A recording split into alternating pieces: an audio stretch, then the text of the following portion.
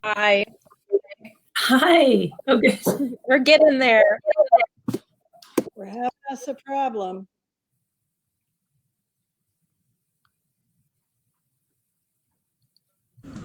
And I'm just.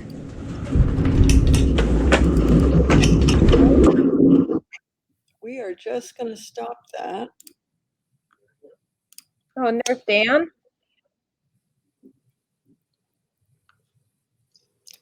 Hi, Dan. Well, hello. We're going to go back to trying to share something.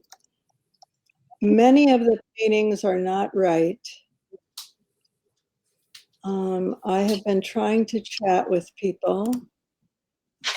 I'm just going to put that up for right now. The chat help is not helping. So we just don't have everything. I'm sorry. No, it's okay.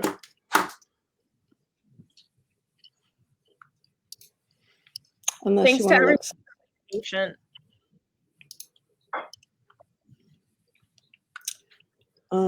I think we're going to start with this as the photo that we have, and I don't think I can get anything else. I mean, we have other photos, but do you want to start with the videos, or do you want to start with?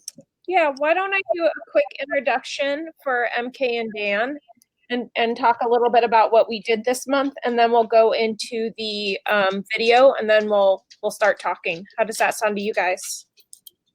Great. All right, so I see people are already in.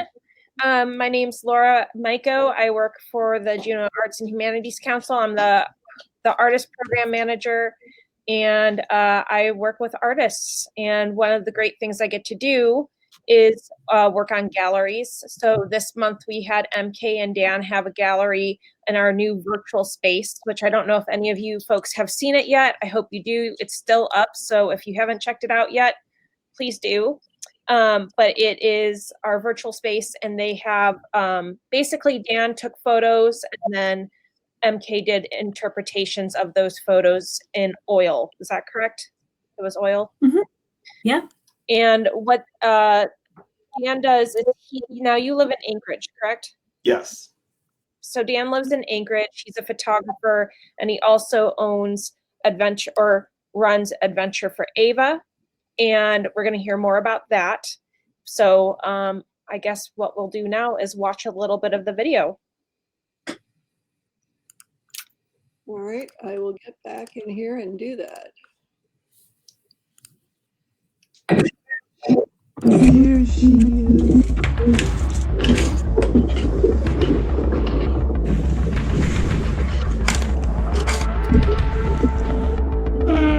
Ava, he's a bird. So big on down round.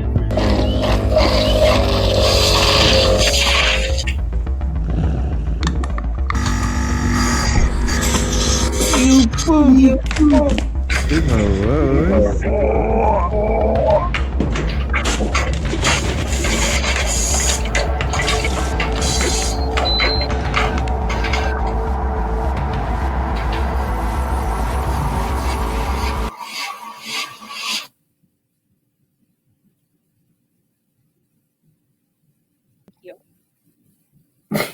That's a video that you made. That is kind of showing your everyday life with your daughter. Is that correct? Yeah. Do you want to talk a little bit about it? Sure. So to put that video in context, let's see. I started off as a filmmaker and photographer, and a couple of years ago, I started the Alaska Photo Ventures web series. It plays on Amazon Prime, Facebook, YouTube, and kind of in that time, my daughter was diagnosed with Tay-Sachs, which is a genetic disease, and you know, she requires a lot of attention every single day.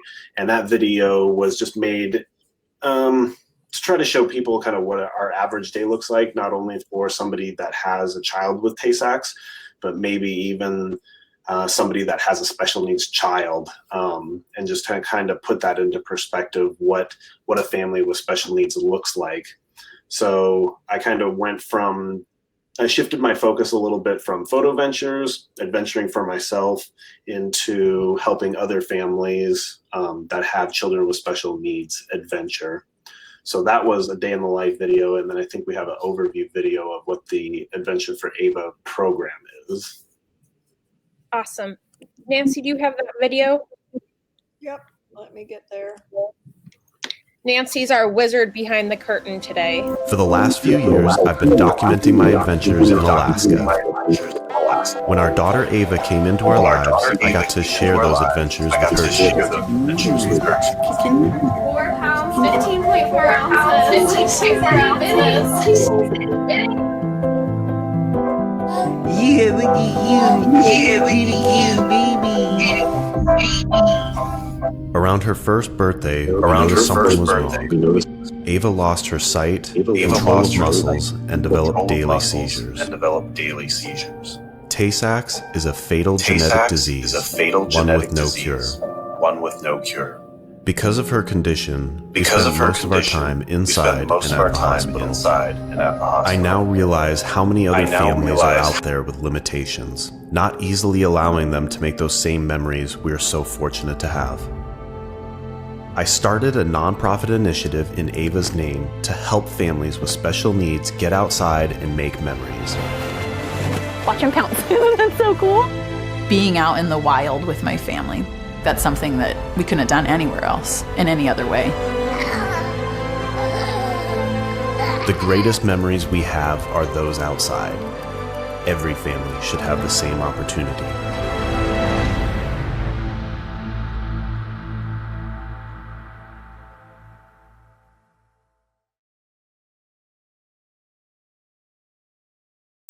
And I think what you guys are doing is just so great. How you had told me once about how many families have you been working with since you've started this? So we started the program at basically the beginning of 2020 with a goal to serve 4 families. And tomorrow night at 7 o'clock on Facebook, we premiere the 4th episode of the series. So it was a tough year. It was a tough year for everybody.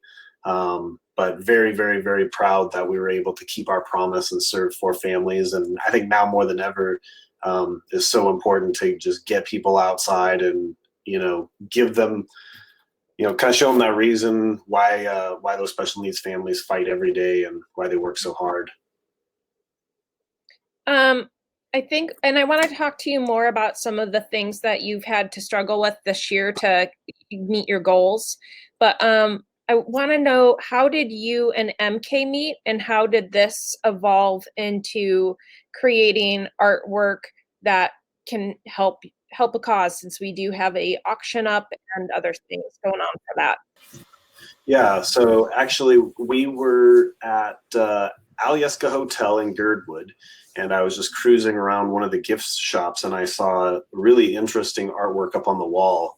And I think it had either MK's name signed on it, or there was a placard next to it or something like that. But I just really, really, really liked the artwork so much. It looked like she had kind of translated from a picture, or maybe, I don't know, maybe MK just drew it from her mind or from something else, some other reference. But I thought that's really cool art. I wonder if I reach out and just maybe, perhaps, she would be interested in translating some of my photos into kind of her style and her medium, how that would look. And so I reached out, and thankfully MK responded back to me, and I pitched her the idea, and I think she was on board. And like I said, there's been a big evolution with what's happened kind of on my side of things. So it's taken a while for us to kind of get here, and of course 2020 didn't help, but we're here. MK, one of the things that he noticed, or that he said, that reminded me is you are part of the Plain Rain group at times, right? You do plain rain painting? I am not. I don't, but I love them. Oh, do you do plain rain painting at all? Do you go outside? I did a little bit this year because of the pandemic. I spent a lot of time out at our cabin, and I did paint on the beach, but I honestly mostly paint in the studio, and usually have a pretty busy schedule of teaching and trying to keep my gallery open. But this year allowed me to get outside. That's great. And I did notice that painting from his photographs, I don't know if it challenged you, but I've definitely saw things I haven't seen from you before. Oh, yeah, it was the one in particular is the city road or the highway in Anchorage. I love it. Can you tell us a little bit about how that process was on your end? Yeah, that one too. Dan went out one night just to take some night city pictures specifically for this project. So different images were picked from different parts of his work, and so that was fun. I think did you just head out by the freeway that night, Dan? Yeah. How did you?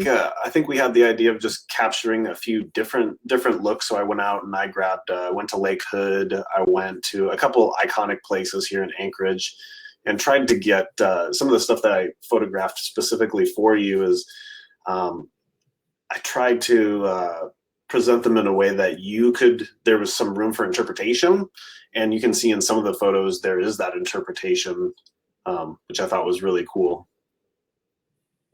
I might add too that we had planned to have a show in the spring, and the way I work, I usually start making paintings at least 6 months in advance, and then build up like 8 paintings or so, and then start to really focus for the last few months full time on that show. And so if the pandemic had not hit, there would have been more paintings in this collaboration. But when it was clear that we weren't going to be able to have a show for a while, I just put it aside. So until this opportunity came available to have a virtual show. So I think there were some other cool night ones with moons in them. And it was really nice to do cityscapes and nightscapes, and great challenges. The reflection on the water with the light. I like the way photos can alter what we see sometimes, and then altering it even more from that. So it was super fun. I have a few questions speaking about challenges. What have been some of your challenges as being a nonprofit, not only in general, or not only in the time of COVID, but in general? Well, in general, I've never worked in the nonprofit world, and the good thing and the bad thing about me is I'm very passionate, and when I see something that I want to do, I just go ahead and just jump in with both feet. And it's not until after I started working in the nonprofit world where I was like, yeah, this is a lot of work, and it's a different angle on things. So I think just the learning curve of just understanding that world, and then also kind of playing program director until the program gets big enough to where we can either have a full-time program director and some other full-time jobs being filled. I'm kind of the catch-all person, so there's been a lot of learning just on running the organization, satisfying sponsors, getting sponsors, and then also a lot of our families are the most vulnerable to COVID. So it's really, there's been a lot of challenges logistically trying to get those families out and in a safe way that they're comfortable, that our adventure facilitators are comfortable, and special needs families, things come up all the time, doctor's appointments, surgeries. So you just got to kind of roll with the punches, and you got to be able to react quickly and just make the best out of every situation. Go with the flow. Yeah. Anyone who is in chat, feel free to type questions. If you have any questions, we'll read them and have our artists answer them as they come up. Another question I have for you guys is, speaking of challenges, is on this collaboration, what challenges have you had, and what breakthroughs have you had? Or maybe you just had breakthroughs, or maybe just some challenges, but besides not being able to show it in the way that you guys wanted to, which would be in a physical gallery space? I'm gonna let you go first, MK.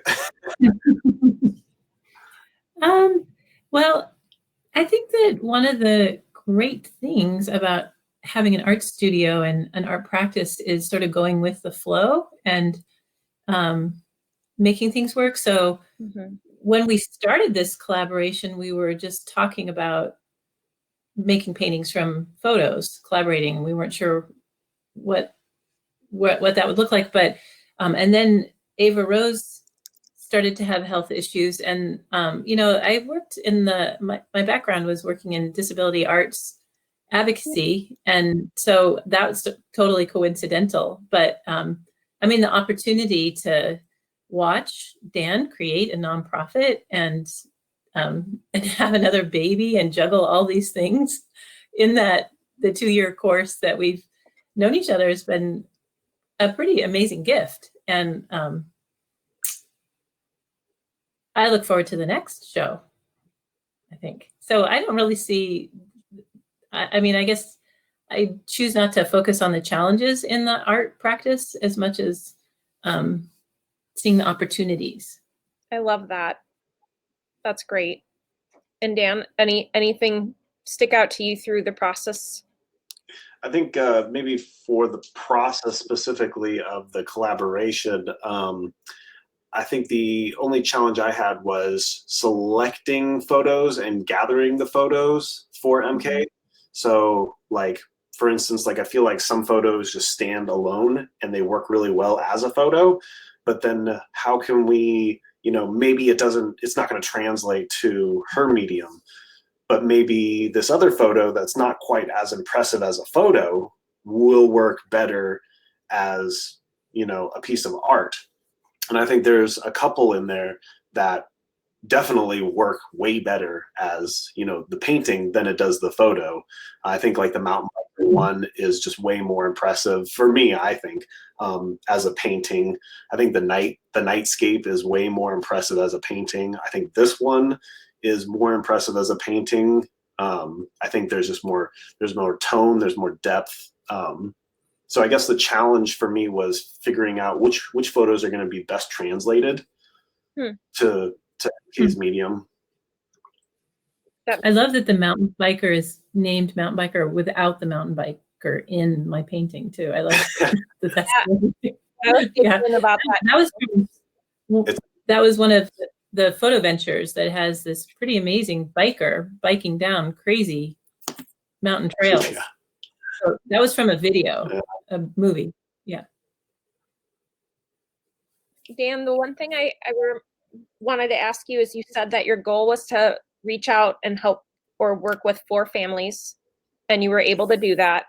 What's next for you? 4 more families or? No, you gotta up the ante. I think 2021 we need to serve more. We need to do 6. That's our goal. 6. That's great. Yeah. And what type of adventures do you guys take them on? So each adventure is kind of custom tailored to each family's abilities and maybe what they're not able to do. For instance, our last adventure, the little girl, she's 14 years old and weighs 40 pounds, and she wanted to go ATVing.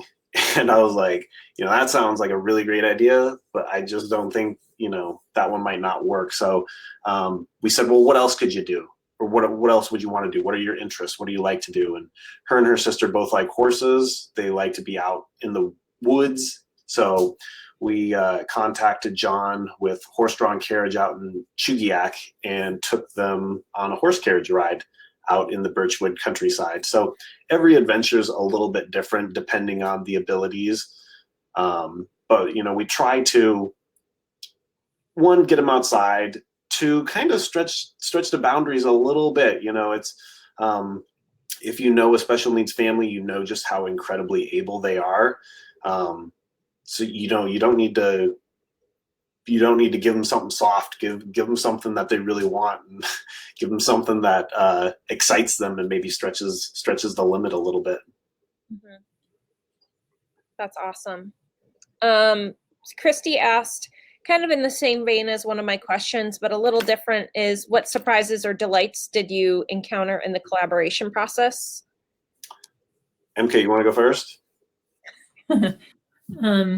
Well, actually, the painting that's showing right now, I started painting it. I love the photo, and I felt like I'd ruined it, and I didn't like the colors I'd picked, and I just thought it looked.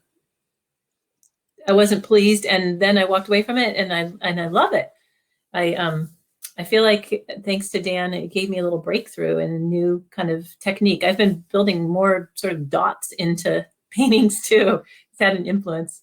I think I was painting dots in a painting today, and looking at that painting on the wall as inspiration. So that was a fun growth leap for me. Yeah, I think for me, the delight, taking this picture as an example, you look at the photograph on the right-hand side, and you got two major tones. You got that soft blue, and then, the rose color. And then you look at the painting, and there's just exponentially more colors in it. And I was delighted to see that. And there was a few other paintings that were kind of the same thing. The color palette might have been pretty muted on the photographs, but then, MK just kind of brings it to life with all the different colors. And so that would be an example of a surprise that, I think it's just a lot cooler with a lot more colors in it. It's fun. No, MK. It's really fun. Oh, I'm sorry. No, you go. It's really fun to meet people through art too. I loved getting that phone call from Dan, and I have actually, in the 9 years that I've been in my own studio art practice, I have met other artists through art, through seeing each other's art, and the connectivity of social media now and websites and our cell phones on us makes it really easy. It's pretty great. I reached out to an artist in Portland years ago and asked if she might collaborate on a public art piece when I was working at the Canvas Art Studio, Disability Art Studio, and she totally on a whim just came. She took the leap and came and taught some classes, and we didn't end up getting the art project that we applied for, but it was a pretty awesome experience. And I love that. I love that Dan reached out, and reflecting back on it, I've met quite a few people, some who've become very good friends over the years through art. Yeah, that was one thing I learned about during this process of working with you guys, getting the gallery up and everything else, is that it's apparent that you guys became good friends.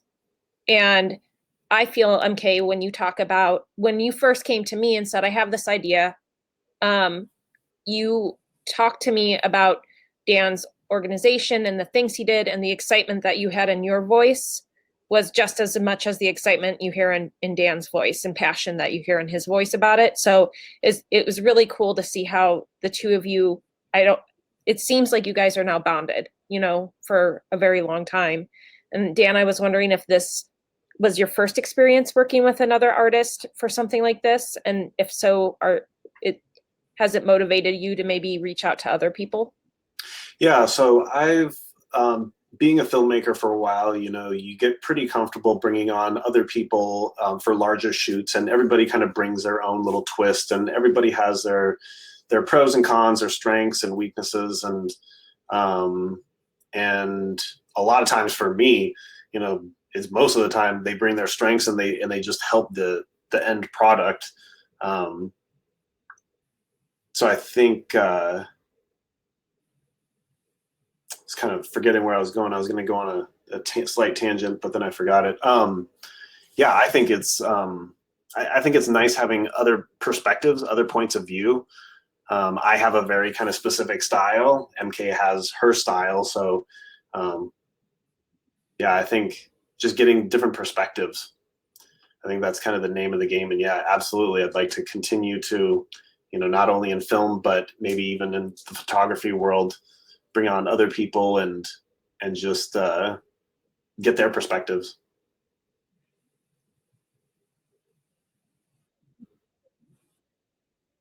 Because I feel like what you guys showed today is just really awesome, how two people can come together to create art for a good cause. And I think that's something too that is overwhelming for people. They say, oh, I want to help, or I want to do something, and I don't know what to do. What would one piece of advice be if someone said, I'm very passionate about this one subject, I want to do more, but I don't know how to help? What would your advice be? When it comes to something specific, like what do you mean? Yeah, let me try to rephrase that. I think you saw a problem, you saw how great going out into the outdoors helped your daughter, helped your family, and you said, I need to do this, or I want other people to see this. For other people that might feel a certain way about maybe a different cause, what advice would you give them to get started? Yeah, I don't know. You just got to do it. I think for whatever success I've found in my life, there's no paralysis by analysis. It's just do it.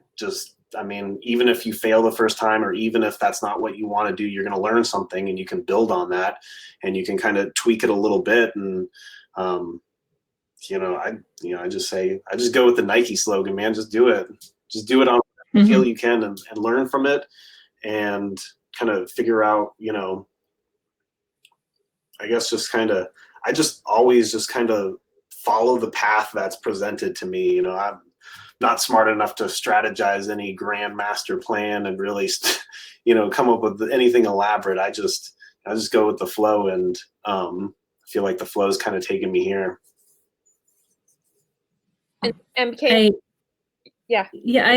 I thinking about this interview, I was thinking a lot about my art practice and business and goals. And years ago, somebody said at a nonprofit workshop, a presenter said, don't just plan objectives and goals that are doable, which is what you're taught to do all the time in nonprofit work. And, he said, reach for the stars, go reach super high. And if you get halfway there, you're way higher than you would be if you just live with safe, achievable goals. And I loved that. I love that advice, because over the years too, seeing lots of other artists plan shows, with these huge schemes, these huge things they're going to do. And in the end, often the show ends up being a much more scaled down version of the big dream. And that's just fine too. I think dreaming big doesn't mean you have to be disorganized or overworked. But I guess that would be my advice to anyone who wanted to make something happen. Just dream big, and I agree, just go for it. Leap in.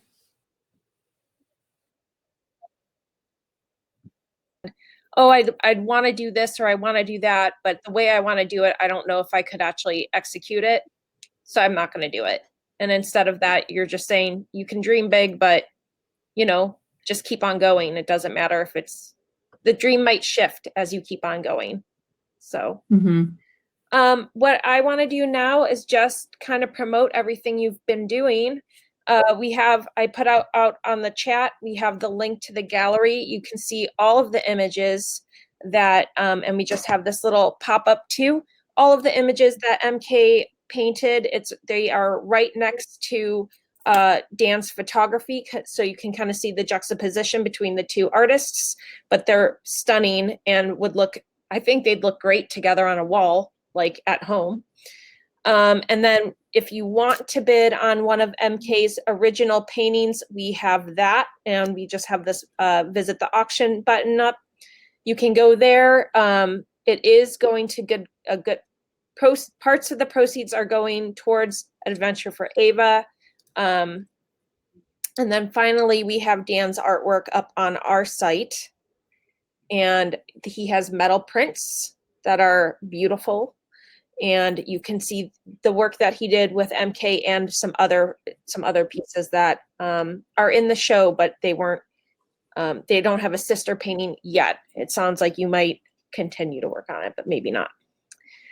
Is there anything else you guys want to say? No, I want to thank you, Laura, for hosting this, and thanks to the Juneau Arts for hosting this event. And yeah, it was kind of a long time coming, and things have changed, but glad that you guys were able to facilitate us and take this on.